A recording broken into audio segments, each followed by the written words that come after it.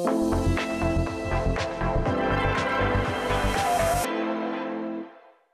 à toutes et à tous, bienvenue dans l'école du futur. Je suis ravie de vous retrouver aujourd'hui pour une émission spéciale en direct depuis notre stand au salon Educatech ici à Porte de Versailles. Vous le savez, c'est le rendez-vous annuel où se retrouvent tous ceux qui imaginent et construisent le numérique éducatif de demain. L'occasion pour nous de vous faire découvrir quelques-uns de ces acteurs. Alors au sommaire de cette émission, on ouvre tout de même avec notre focus parce que bien utiliser les écrans, ça s'apprend en famille et au jour le jour. Le Clémy vous propose un nouvel épisode de sa série La famille tout écran. Et puis, quand elle est sur ce plateau, vous le savez, elle ne vient jamais sans une idée derrière la tech. C'est Ethanit Belaïch. Bonjour. Bonjour Lisa. De quoi est-ce que vous nous parlez aujourd'hui? Je vais vous parler de la dégringolade entre les résultats des enfants à l'école et le temps qu'ils passent sur les écrans. Quant à notre sujet du jour, on va parler de la transformation de nos classes entre numérique et IA. L'école change à toute vitesse et derrière ces changements, il y a des entreprises qui accompagnent enseignants et élèves au quotidien. Aujourd'hui, on va s'intéresser à l'une d'entre elles, Acer, acteur historique du numérique, grand public, mais aussi un partenaire discret et pourtant clé de nos écoles. Et pour en parler, j'ai le plaisir d'accueillir Benjamin Collin. Bonjour. Bonjour Lisa. Vous êtes directeur des ventes B2B chez Acer. On découvre tout ça ensemble dans un instant, mais d'abord, place au focus. Focus aujourd'hui sur une utilisation saine et maîtrisée du numérique dans nos familles. C'est avec le Clémy et sa série La famille tout écran. On se retrouve tout de suite après le nouvel épisode. Educatech pour comprendre comment l'école se transforme concrètement et surtout rencontrer les acteurs qui innovent sur le terrain pour accompagner ce changement.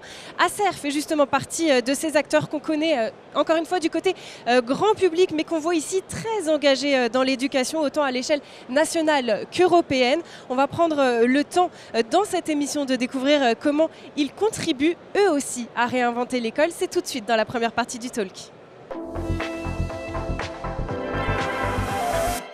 Et pour m'accompagner en plateau aujourd'hui, Benjamin Collin, directeur des ventes B2B chez Acer. Alors comme je le disais, on ne présente plus Acer, bien évidemment, c'est une marque qui parle à tout le monde, une marque tech que l'on retrouve notamment essentiellement du côté des ordinateurs. Ce que l'on sait moins en revanche, c'est qu'Acer, c'est aussi l'un des acteurs qui investit beaucoup dans le numérique éducatif. Alors j'aimerais qu'on commence très simplement, Benjamin. Aujourd'hui, en 2025, comment Acer est présent dans nos écoles ? Alors déjà, c'est important pour nous d'être présents sur cet événement qui est stratégique pour nous, de mettre en avant même le volet éducatif. On a même, nous, une sous-marque à l'intérieur du groupe qui s'appelle Acer for Education pour montrer notre volonté d'accompagner les collectivités, les utilisateurs, les professeurs, les étudiants dans tous ces nouveaux sujets qui viennent et qui accélèrent un peu la transition numérique. On va prendre le temps d'en parler tous ensemble. Nous, vraiment, c'est une volonté d'être ici et d'être présent avec tout notre panel de solutions qu'on présente aussi aujourd'hui. Alors quand un collège, un lycée, une école vous contacte, généralement c'est pourquoi? C'est pour s'équiper, c'est pour être formé, parce que je crois que c'est quelque chose que vous faites aussi chez Acer de former, ou alors est-ce que c'est peut-être aussi pour moderniser? Alors il y a tous les sujets qui sont un petit peu mélangés en fonction des avancées de chacun. Alors souvent ça passe par le collège ou ça passe par même parfois la mairie si on redescend d'un petit cran. Ça peut passer aussi par la région, par le département. Il y a tous ces sujets qui sont abordés à plusieurs niveaux. Donc on va essayer de nous approcher chacun en fonction de leurs problématiques, de leurs attentes, de leurs questions surtout, et les accompagner un peu sur toutes ces questions, parce que c'est vrai que c'est un sujet qui est un peu complexe pour tout le monde, donc on essaie aussi de le vulgariser, le démystifier et d'accompagner les gens au quotidien sur ces questions. Alors justement sur ces questions d'accompagnement, accompagner les enseignants c'est devenu essentiel aujourd'hui. Oui, oui clairement, parce que tout a évolué très vite. On a été très vite à essayer d'intégrer l'informatique d'abord, on va dire, dans l'éducation. Alors ça a été un peu vite avec de la tablette, etc. Et là on est sur une nouvelle tendance qui s'accélère. Mais c'est vrai que c'est des questions parce qu'on change d'un cahier un peu classique à une tablette ou maintenant à un ordinateur portable. Donc tout ça, il faut accompagner les gens parce que ce n'est pas simplement changer de device ou changer de manière de travailler. C'est vraiment concevoir totalement la manière d'éduquer nos enfants. Alors pourquoi avoir choisi, vous, chez Acer, d'aller sur ce terrain de la formation alors qu'initialement vous êtes un fournisseur de matériel ? Oui, alors c'est vrai que nous, on est fabricant, tout d'abord international, mondial, de produits informatiques au sens large, de postes de travail et un peu plus large que ça. Mais notre métier, ce n'est pas simplement de fournir du produit. On est là aussi pour accompagner les gens, donc avec de l'accompagnement, ce soit technique, logistique et du coup logiciel. Donc effectivement, maintenant, on essaie d'aller jusqu'au bout de la chaîne de valeur et d'amener vraiment une solution complète aux utilisateurs finaux. Alors la transformation numérique de l'école, on en parle depuis 15 ans, si Oui. ce n'est plus. Où en est-on aujourd'hui de votre expérience terrain? Quel retour vous pouvez nous faire? On en est où de cette transformation? Oui, alors j'en ai parlé rapidement juste avant, mais c'est vrai qu'on a été très vite sur l'intégration de produits qui étaient faciles à intégrer dans les écoles. Beaucoup de tablettes avec des usages plus pour amener l'informatique dans les écoles. Maintenant, il faut amener ça au niveau éducatif. Donc là, il y a une évolution, une vraie tendance de fond de se dire bon, la tablette, c'est pas assez, on ne peut pas assez faire de choses, ça ne ressemble pas au quotidien des enfants. Donc maintenant, on évolue sur des produits qui correspondent plus aux produits que les enfants ont à la maison. Donc on va avoir des ordinateurs portables, tactiles ou non, suivant les établissements. Mais c'est vraiment d'amener quelque chose qui ressemble au quotidien des enfants à l'intérieur de l'école.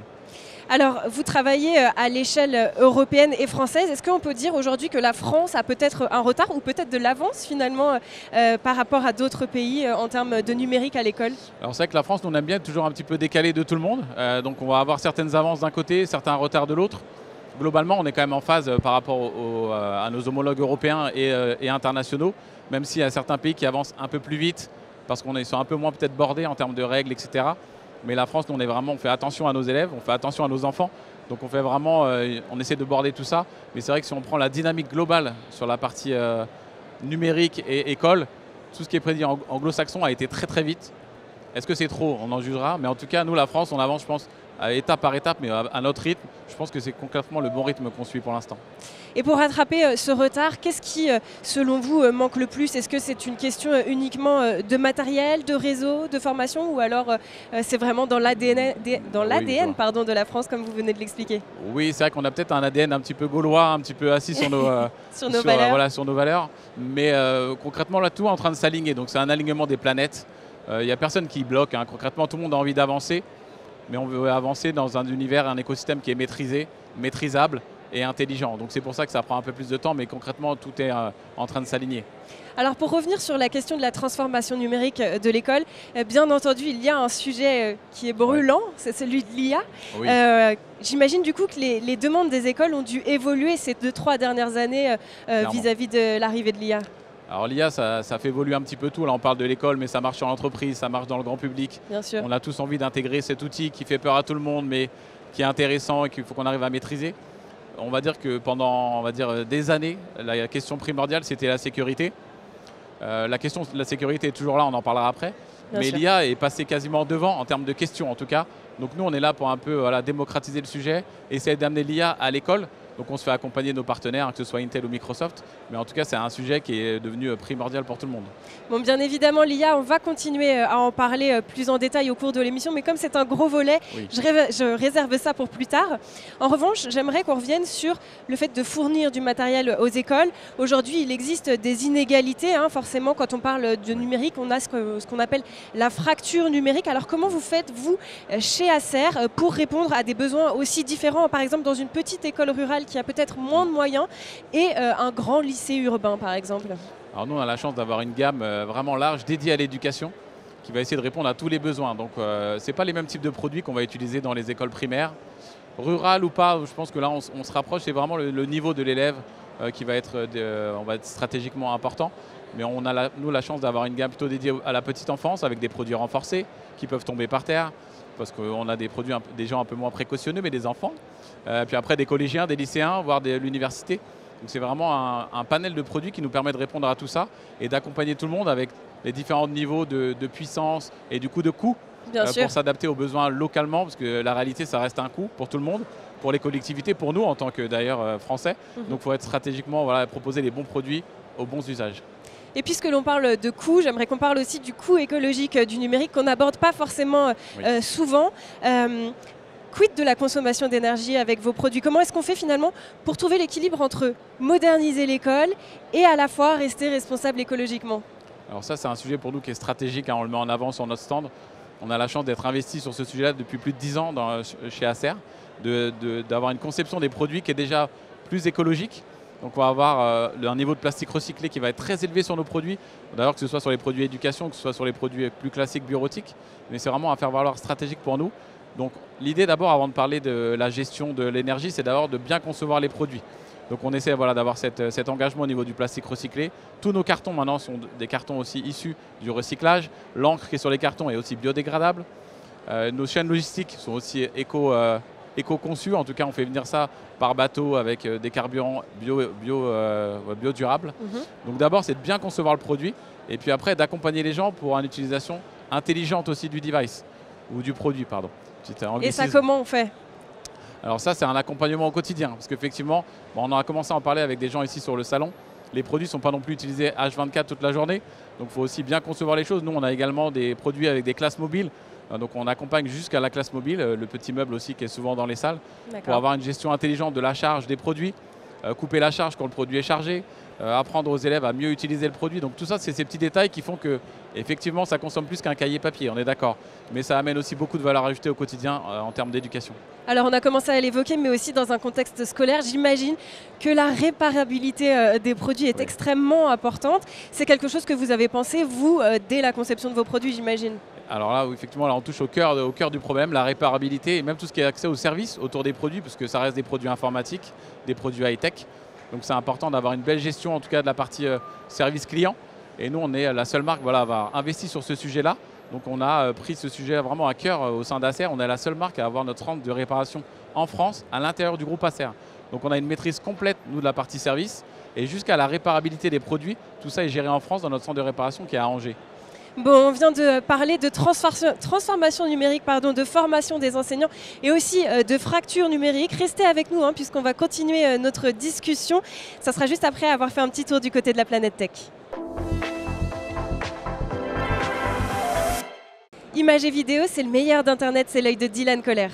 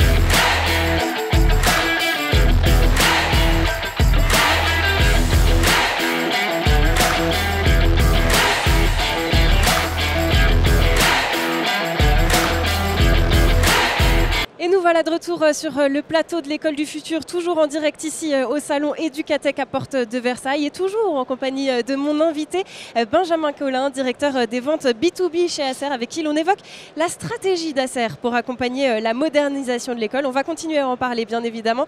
C'est tout de suite après la chronique d'Etanit Belaïch qui a une idée derrière la tech. On parle beaucoup du temps que les enfants passent sur les écrans et vous vous posez peut-être la question, comme beaucoup de parents, tout ce temps passé devant TikTok, Instagram, Snapchat, ne joue-t-il pas sur les capacités cognitives de nos enfants? Eh bien, de nouvelles données scientifiques semblent aller dans ce sens. Les réseaux sociaux n'ont plus seulement le rôle de diffuser des mèmes, ces contenus drôles et viraux que les jeunes adorent. Ils pourraient aussi, sans qu'on s'en rende compte, perturber certaines de leurs capacités cognitives. Et c'est ce que vous allez nous expliquer aujourd'hui, Etanit. Et oui, et c'est ce que révèle une étude menée par l'Université de Californie à San Francisco qui a été publiée en octobre dernier dans la revue médicale américaine JAMA Network. Cette étude, elle montre que les jeunes enfants surexposés aux écrans connaissent plus de difficultés lors des tests de lecture et de mémorisation. Dans le détail, les universitaires ont suivi à peu près 6000 enfants âgés de 9 à 11 ans jusqu'au début de leur adolescence et ils ont été répartis en plusieurs groupes. Ceux qui ne vont presque jamais sur les réseaux sociaux, ceux qui y passent environ 1 heure par jour et ceux qui y restent 3 heures ou plus. Je le précise, les chercheurs ont aussi gardé un groupe d'enfants totalement éloignés des réseaux sociaux pour pouvoir comparer les résultats. Alors comment les tests se sont-ils déroulés ? Eh bien, pour être très concrète, tous les enfants ont été testés 2 fois, d'abord au début de l'étude et puis au début de l'adolescence sur leur capacité intellectuelle. Et parmi ces tests, il y en avait un de lecture à voix haute pour tester leur capacité de lecture et puis un autre de vocabulaire avec des images. On leur montrait des images et ils devaient alors choisir celles qui correspondaient aux mots entendus. Et quels ont été les résultats ? Eh bien, des résultats qui ne laissent pas vraiment de place au doute. Par rapport aux jeunes qui n'utilisent pas les réseaux sociaux, les utilisateurs modérés perdent déjà 1 à 2 points au test cognitif. Les gros utilisateurs, eux, accusent un retard de 4 à 5 points.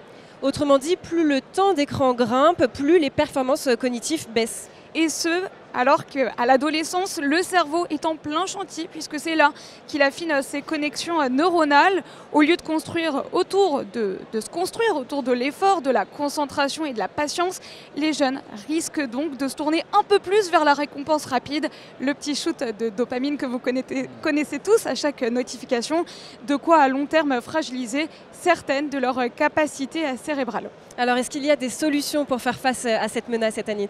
Eh bien, aux États-Unis, par exemple, les parents envoient de plus en plus leurs enfants en camp de désintoxication d'été. Ça remplace les traditionnelles colonies de vacances. L'objectif, c'est de réduire leur temps d'écran en suivant un programme de détox digital. Imaginez, ils n'ont que 13 ans, ils doivent déjà aller en camp de désintox, sans compter le coût de cette cure qui s'élève à 8 000 $ le mois. C'est le Washington Post qui relate ce phénomène dans son édition du 17 novembre. Alors, il y a aussi les influenceurs, là, pour prodiguer des conseils en matière d'utilisation de votre téléphone.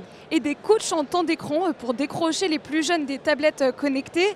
Bon, on ne va pas faire les hypocrites, nous aussi, en tant qu'adultes, nous passons beaucoup de temps devant les réseaux sociaux et les applications de streaming. Alors, pour faire face à ce problème, une solution plus accessible est née aux Pays-Bas en 2022, c'est le Offline Club. Dites-nous en plus. Ce café situé au cœur d'Amsterdam vous propose de payer 7,50 € l'entrée pour vous priver de votre téléphone le temps d'un café ou d'un goûter, sachant que les boissons et les gâteaux ne sont pas inclus. Ça peut faire sourire et pourtant il y a bien des gens que ça aide, notamment dans la capitale française où l'initiative s'est récemment implantée. Alors je vous préviens, les différentes soirées sans téléphone dans les cafés partenaires à Paris sont quasi toutes complètes. Vous pouvez découvrir les prochaines soirées offline près de chez vous sur le site www.toffline-club.com. Merci beaucoup Etanit pour cette chronique. On va reprendre notre discussion. Dans la première partie d'émission, on a parlé équipement, formation, écologie et fracture numérique avec Acer. Il est désormais temps d'évoquer leur projet européen d'IA pour soutenir très concrètement les enseignants. C'est dans la seconde partie du talk. Et c'est toujours bien évidemment avec mon invité Benjamin Collin, directeur des ventes B2B chez Acer. Alors juste avant de prendre une petite pause, on était en train de parler du coût écologique du numérique à l'école et bien évidemment ailleurs. Un autre point sur lequel j'aimerais que l'on revienne, c'est sur le reconditionné. Ça permet évidemment d'avoir une consommation plus vertueuse. Ça représente aussi une opportunité économique pour les écoles. Alors, est-ce que ça, c'est une vraie option aujourd'hui pour les écoles, le reconditionné ? Est-ce que chez Acer, vous êtes engagé en ce sens ? Oui, alors c'est un sujet qui est aussi sur la table, en même titre que c'est autour de l'éco-responsabilité, bien sûr. Nous, on s'est engagé à plusieurs niveaux. C'est que déjà, de la première vie du produit, donc qu'elle soit mieux conçue, mieux pensée. Et après, effectivement, c'est d'accompagner. On a déjà eu des échanges ce matin avec des établissements, avec des régions, des départements qui se posent la question d'intégrer des produits éco-responsables, donc de seconde vie. Et là, on se confronte à un deuxième sujet, c'est l'IA ou pas l'IA. Donc effectivement, là, ça vient un peu perturber les choses. Donc il y en a encore qui sont dans une tendance d'éco-responsabilité et de seconde vie. Donc là, on travaille nous avec des partenaires pour pouvoir y répondre et les accompagner sur cette approche. Mais effectivement, là, c'est deux mondes qui commencent à s'opposer parce qu'effectivement, c'est des produits, on va dire, de deuxième main, de deuxième technologie et du coup, moins avancés sur l'aspect IA. Donc là, c'est un petit croisement des mondes. Les sujets existent encore. Je pense que d'ici, on va dire, dans 2-3 ans, il y aura des produits IA éco-responsables de deuxième main. Mais aujourd'hui, là, on est encore au croisement de deux mondes. Bon, sur un tout autre sujet, mais qui finalement le rejoint aussi quelque part, il y a la question de la sécurité, données, vie privée, protection des élèves. Comment est-ce que Acer garantit aujourd'hui que ces outils restent sûrs et conformes aux exigences des écoles ? Oui, alors ça c'est un vrai sujet très franco-français au final. C'est là où effectivement on n'a pas pris de retard, mais on a mieux protégé les données de nos élèves. Donc là on va travailler avec nous et nos partenaires, que ce soit Microsoft ou même Google, qui a au final des solutions pour protéger les données de nos élèves. C'est un peu la clé de tout.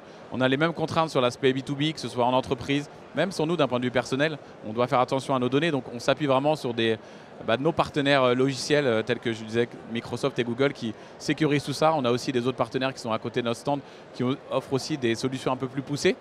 Mais c'est vraiment une des clés des sujets, c'est vraiment de penser le numérique avec la sécurité. Donc c'est vraiment quelque chose de quotidien, mais maintenant les solutions existent concrètement. Bon, l'une des raisons aussi pour lesquelles on vous reçoit sur ce plateau aujourd'hui, c'est que vous avez lancé une grande initiative baptisée Classroom AI. En un mot, c'est un projet qui met l'intelligence artificielle au service des enseignants pour mieux préparer leurs cours et personnaliser l'apprentissage. Mais vous en parlerez certainement beaucoup mieux que moi, donc est-ce que vous pouvez nous en donner quelques détails, s'il vous plaît ? Alors déjà, le Classroom, c'est un logiciel que nous, sur lequel Acer avait investi, donc on fait partie des rares fabricants à avoir été jusqu'à l'aspect logiciel, on en parlait un petit peu en amont. De pouvoir accompagner, d'offrir directement aux élèves ou aux étudiants un logiciel qui permet de piloter leur travail au quotidien. Donc on va dire que dehors de l'AI, ça va déjà permettre aux professeurs de piloter la classe, de voir ce que fait chaque élève, de pousser le travail qu'ils veulent faire aux élèves et de le maîtriser avec notre logiciel qui va être intégré gratuitement et à vie sur les ordinateurs. Maintenant, la couche AI est arrivée depuis. Et là, on a travaillé effectivement avec nos partenaires, que ce soit aussi des fabricants de processeurs, parce que c'est une technologie qui vient du processeur. Et donc là, on a une grosse actualité effectivement avec Classroom AI, sur lequel on fait des pilotes pour l'instant dans certains pays. Donc là, c'est un pilote écoles pilotes, effectivement européen. Donc dans 8 pays, il n'y a pas encore la France, mais on ne va pas tarder à y venir. Et bien justement, vous anticipez ma question, pourquoi la France n'est pas présente dans ces écoles pilotes ? Et à quel horizon ? Non, ça va arriver très vite. En 2026, on va commencer déjà à faire des pilotes.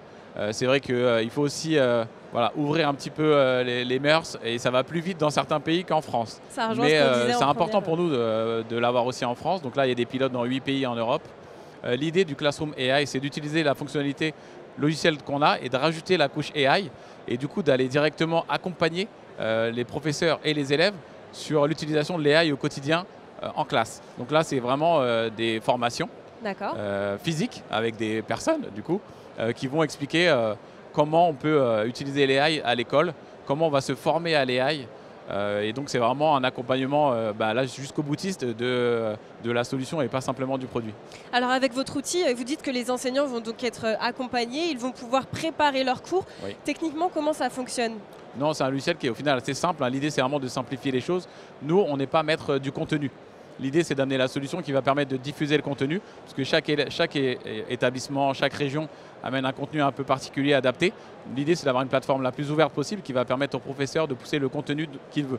Nous, c'est de l'aider à maîtriser le contenu, à pouvoir voir quel élève a fini son travail, bloquer certains mots, parce qu'il y a des mots-clés qui sont un peu inappropriés, on va dire ça comme ça, et qui ne sont pas utilisables en classe. Tout ça, c'est pilotable assez facilement. Donc l'idée, c'est vraiment de simplifier, démocratiser. Donc ça, c'est vraiment le côté Classroom. Et le côté AI, alors là, c'est vraiment un éveil à l'AI et à comment maîtriser la chose, parce que sinon, les élèves ils vont tous aller sur leur smartphone et ça va être la porte ouverte un peu à tout et n'importe quoi. Vous avez aussi, je crois, un volet administratif. Oui. Ça veut dire que l'IA peut alléger la tâche des enseignants. À quel niveau ? Oui, alors c'est vrai que là, on va dire que c'est l'AI au sens large. Maintenant, l'AI va être capable d'aller créer du contenu, d'aller créer des cours, en fonction de la cible, en fonction de l'élève, en fonction du sujet.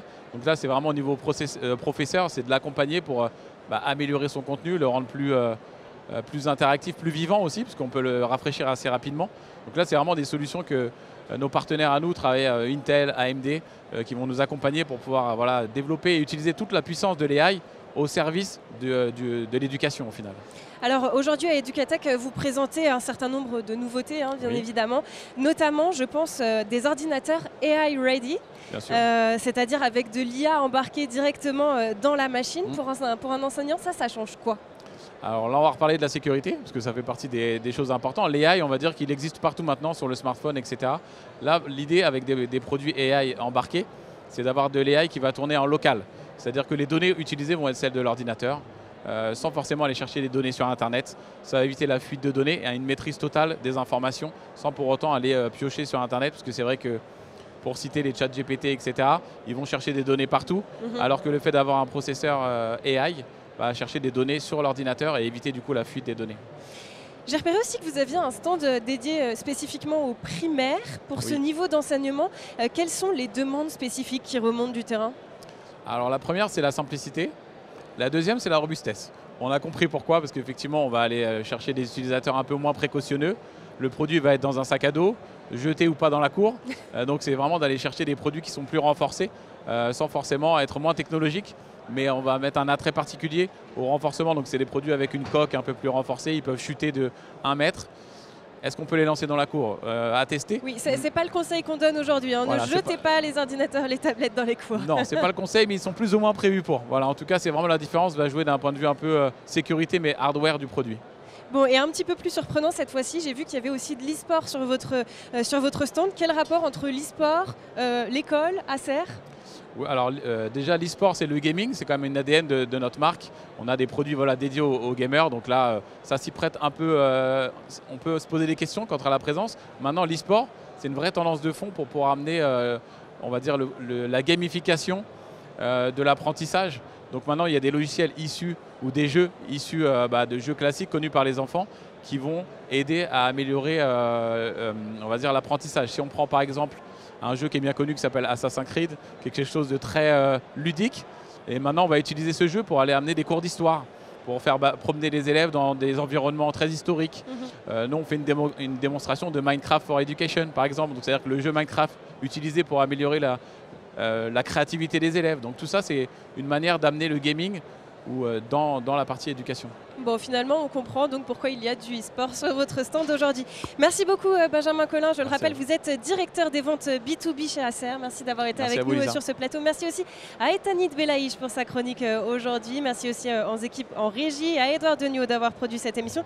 Et comme toujours, vous pouvez nous retrouver l'ensemble de nos émissions sur les réseaux sociaux et sur YouTube, ainsi que la Minute Educatech, notre série de courtes interviews tournées ici sur le salon pour découvrir les tendances EdTech et les acteurs qui font avancer l'école. Nous, on se retrouve demain à 12h30 sur School TV. D'ici là, portez-vous bien.